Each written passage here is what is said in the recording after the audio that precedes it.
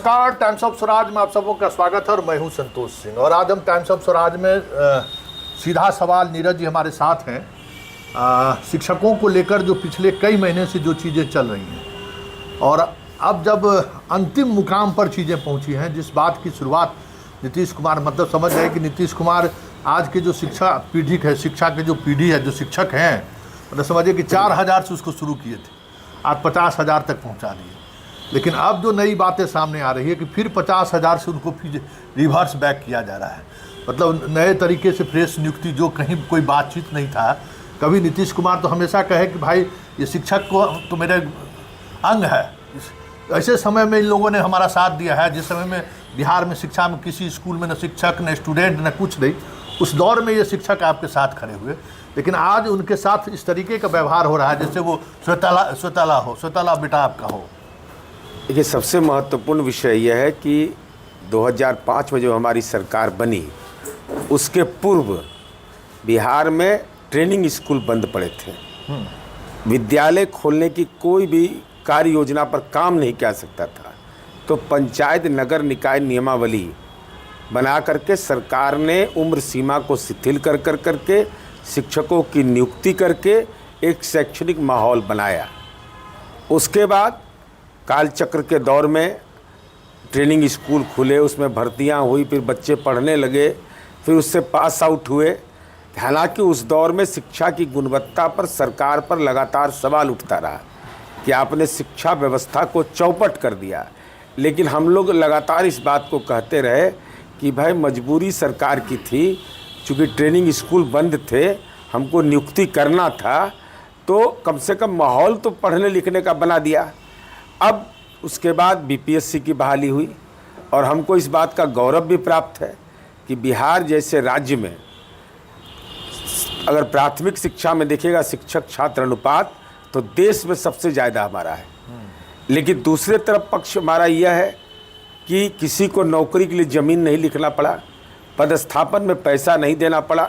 लेकिन मूल विषय है कि स्थानांतरण की जो नीति अपनाई गई, भाई स्थानांतरण ऐच्छिक होगा ना, बलात् ट्रांसफ़र का कोई औचित्य नहीं है।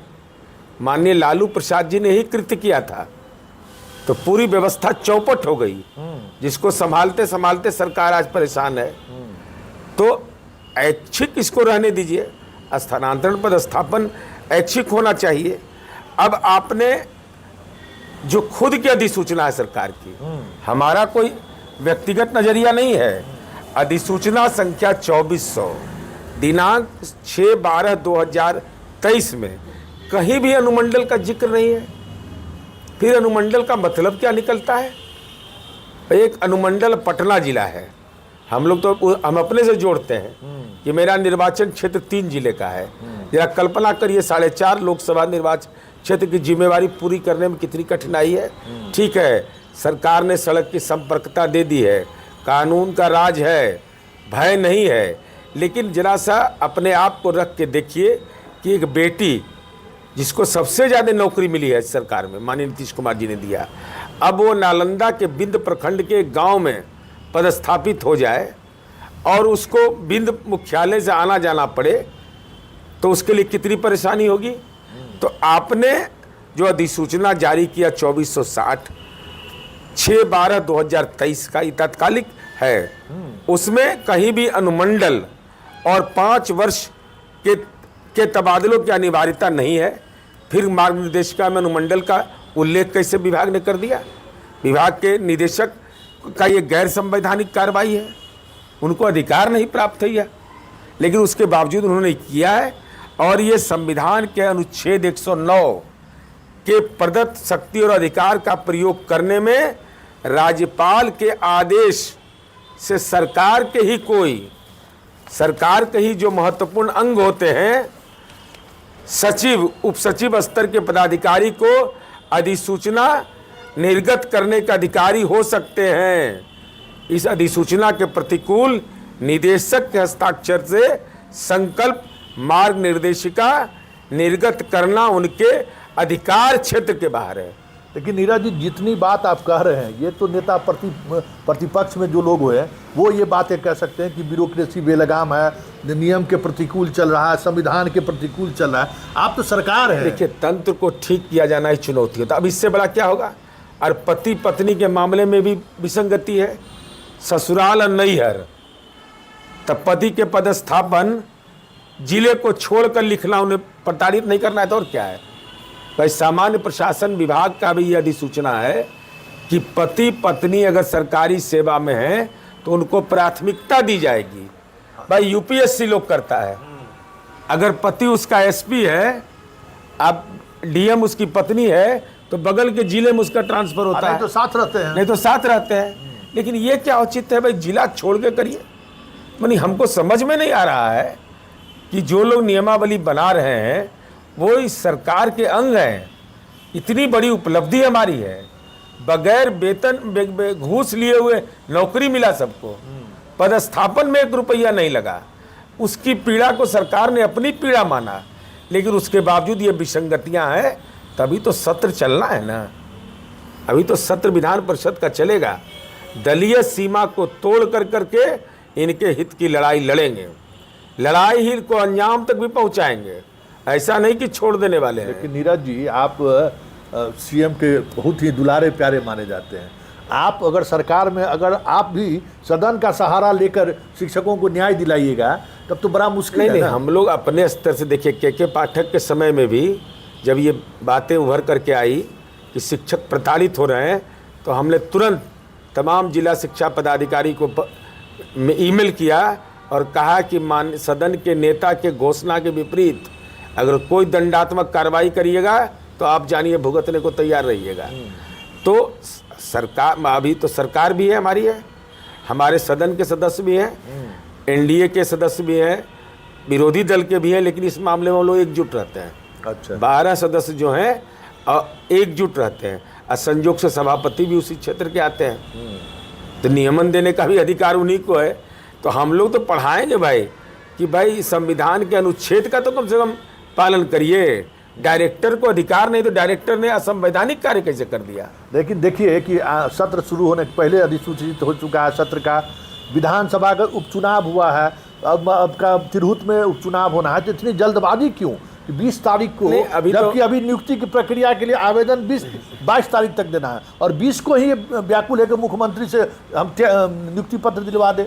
अब ये देखिए, इसके बारे में औपचारिक जानकारी मुझे नहीं है, लेकिन हम एक जो जानकारी मिली है, अब जो 15 साल नौकरी कर लिया, सक्षमता परीक्षा पास कर लिया, आप उसकी सेवा की निरंतरता नहीं मानिएगा। यही है तो क्या कर रहा था भाई, सुना है कि सेवा की निरंतरता को भी तोड़ रहा है लोग। ये तो अद्भुत स्थिति है। नियुक्ति पत्र के कॉलम में लिखा हुआ है कि आपको आज के दिन से, तिथि से आपकी नियुक्ति मानी जाएगी, आपकी पुरानी कोई भी चीजें मानी नहीं जाएगी। ये कहीं से न्याय संगत है। अब कोविड का काल था, हम लोग विधानमंडल के सदस्य हैं, कोविड के काल में सदन को चलाना परेशानी का सबब था, तो उसका रास्ता निकाला गया था ना। अब सेवा में टूट कैसे मान लीजिएगा। तो जाकर के बाथरूम में बैठा हुआ था क्या टीचर, वो कहाँ था, घर में बैठा हुआ था। जो 14 साल 10 साल पढ़ाई वो बच्चों को पढ़ाया, तो सेवा में टूट कैसे आप मान लीजिएगा। कोई भी अवसर अगर देता है तो उसके पदोन्नति का अवसर देता है कि पदान्नत आप कर दीजिएगा। नहीं, मुख्यमंत्री जो गांधी मैदान से यही घोषणा किए थे कि हम सब तमाम नियोजित शिक्षकों को राजकर्मी का दर्जा दे रहे हैं। बिल्कुल। लेकिन अब जब नोटिफिकेशन हो रहा, तो कह रहा कि राजकर्मी का दर्जा देंगे तो पुरानी सारी सेवाएं आपकी समाप्त। नहीं, ऐसा कैसे हो जाएगा। कि किसी के पेच लगाने से थोड़े होता है, विधायिका के पास बड़ा पेच होता है, पेच ढीला करना आता है हम लोग को। मतलब विधानसभा सत्र के दौरान एकदम मजबूती के साथ, कोई मरम्मत नहीं होना है इस सवाल पर। ये हमारी पूंजी है, और हमारी पूंजी, सरकार की पूंजी पर कोई डाका डाल देगा, ये कतई मंजूर नहीं। मतलब ये जो कुछ भी हो रहा, मतलब जो आपके शिक्षक हैं, क्या उनको ये भरोसा रखना चाहिए? एकदम उनको भरोसा रखना चाहिए। दलीय सीमा से उठ करके शिक्षकों के साथ के संबंध में माननीय मुख्यमंत्री जी की उदारता, नियुक्ति की पारदर्शी नीति, बगैर पैसा लिए और जमीन लिखवाए अगर हमने नौकरी दिया है, तो तबादले और पदस्थापन के चलते हम आक्रोश झेलें, यह मंजूर नहीं होगा। लेकिन जो शिक्षक आपके हैं, के पाठक के दौर में जो चीज़ें सामने आई उसको लेकर आप लोगों पर भरोसा नहीं हो रहा है। ये लोग आवाज़ तो उठाते हैं, सदन में आवाज़ उठाते हैं, लेकिन वो इम्प्लीमेंट नहीं हो पाता है। नहीं, इस बार कुछ इम्प्लीमेंट होता है और आवाज़ उठाने का अधिकार भी हमको है, और सदन में अपनी आवाज़ जब उठाते हैं ना तो उस शिक्षा सदने कहल जाता है। वो तो जो शिक्षा मंत्री रहते हैं उन्हीं को एहसास होता है कि विधान परिषद का शिक्षा दिवस शिक्षक जैसे शिक्षा पर विभाग पर होता है उस दिन कैसा दिन होता है। और ये तो साफ तौर पर भाई है, तो कोई भी देखेगा तो कहेगा कि भाई 12 साल 15 साल नौकरी किया है, आप पति एक जिला में पत्नी एक जिला में, तो सामान्य प्रशासन विभाग का अधिसूचना का क्या मतलब हुआ? छोटे छोटे बच्चे हैं और हमने बेटियों को नौकरी दी है। सबसे ज़्यादा आशीर्वाद हमको मिला है, बेटियों को नौकरी दी है। अगर नौकरी हम दिए हैं तो उनकी सेवा को सुरक्षित कर रखना, उनके सम्मान को, सेवा का सम्मान को सुरक्षित रखना भी हमारा धर्म है। अच्छा नीरज जी, एक और सवाल है। ये तबादले नीति में कई तरह की चीज़ें सामने आई हैं। अब आप लोग इतना अधिक तरीके से बहाली हुई है, मतलब पूरे देश में एक साथ इतने बड़े स्तर पर बहाली कहीं नहीं हुई है जिस स्तर पर आपने बहाली की। बहाली के दौरान बहुत सारी चीज़ें सामने आ रही हैं, अभी कुछ गड़बड़ियाँ भी सामने आई हैं, कुछ मामले में हाई कोर्ट ने भी इंटरफेरेंस किया है, कुछ रूल एंड रेगुलेशन को लोगों ने तोड़ा है। तो उस पर अब कार्रवाई होने का जब वक्त आया है, जब कहते हैं कि नीतीश कुमार कहते हैं कि गवर्नेंस मेरे लिए सबसे प्राथमिक चीज़ है, तो जब कार्रवाई का वक्त हुआ है, जिले में शिक्षकों पर कार्रवाई हो रही है, तो ऐसे में उन शिक्षकों का तबादला का लाभ, जबकि वो अभी उसका डॉक्यूमेंट्स वेरिफिकेशन नहीं हुआ है, हाई कोर्ट में 10-10 मामले चल रहे हैं, तो ये उसका डॉक्यूमेंट्स उसी जिला में है, फिर आप उसको तबादला का मौका दे रहे हैं। देखिए, जितना हमको समझ है कि जब प्रोबेशन पीरियड है, in the mean time probation period में आप डॉक्यूमेंट का वेरिफिकेशन करिएगा, आप उसका कैरियर के जांच करिएगा। अगर उसका आप ट्रांसफ़र कर दीजिएगा वहाँ से, तो फिर नया यूनिट में वो चला गया, तो फिर ये जांच की प्रक्रिया प्रभावित होगी जो गड़बड़ किया है। तो प्रोबेशन के पीरियड में यह नहीं है कि बीपीएससी परीक्षा देने के पहले कोई डॉक्यूमेंट वेरिफिकेशन होता है। कहीं भी नियम है कि सेवा में आने के बाद, तो अगर मान लीजिए पटना जिला में वह है और पटना जिला में प्रोबेशन पीरियड में डॉक्यूमेंट वेरिफिकेशन का कार्रवाई चल रहा है, इसी बीच में आप ट्रांसफ़र कर दिया कैमूर, तब तो फिर मामला गया कैमूर, तब फिर 6 महीना लटकाऊ, 6 महीना में कोई न्यायालय जाएगा, कोई विभाग जाएगा, तो ये तो बिल्कुल गलत है।